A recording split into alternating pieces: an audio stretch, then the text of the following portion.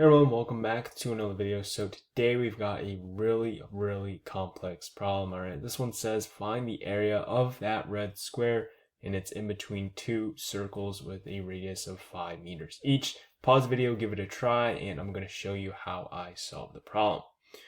Alright, so there's a lot going on here, but basically what we're going to do is essentially create a couple triangles. Okay, so we just drew a line from the corner of the square to that radius, the center point, so we know that side is going to be 5. We draw another line from the center of the circle straight down. That's also going to have a value of 5. You can see how this value labeled x lines up directly with the side of our square. Okay, and we're just going to call that side of the square x, and therefore we know that value is x. Now, because this entire length, right, is the radius, that has to be 5 meters. And so when we draw in our triangle, that value is just going to be 5 minus x. Now, what I realized is that because the hypotenuse has a value of 5, right, there is the Pythagorean triple, right, a very popular one of 3, 4, 5. The only problem is I couldn't assume which side was 3 and which side was 4, right, for the shorter legs, until I use some symmetry. Okay, so what I did is I drew a line from the base of this red square up until where the two circles intersected. And then you can see this dotted line represents the value of x over 2. Okay, it's essentially half of that square.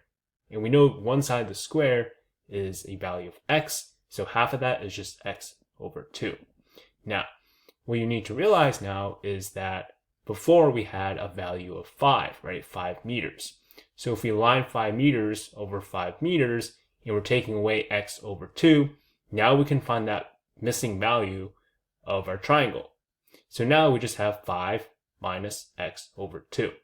So now we can directly compare the two values of 5 minus x and 5 minus x over 2 with our Pythagorean triple. We know and we can see that 5 minus x is a smaller value than 5 minus x over 2, right? Because you're taking the full value of x away from 5 instead of half of the value of x away from 5. Therefore, we know that this value right here has to be a value of 3 instead of 4. So all we're going to do here is just set 5 minus x equal to 3. Solve for x, we get 2. So we know the value of x is 2. Now for the area of the square, that's just x times x. 2 times 2, 4 meters squared. So that does it for the video, guys. If you found the solution interesting, make sure you comment down below how you solved it or any questions you guys have. And yeah, I'll see you guys in the next video. Make sure you subscribe for content just like this. And yeah.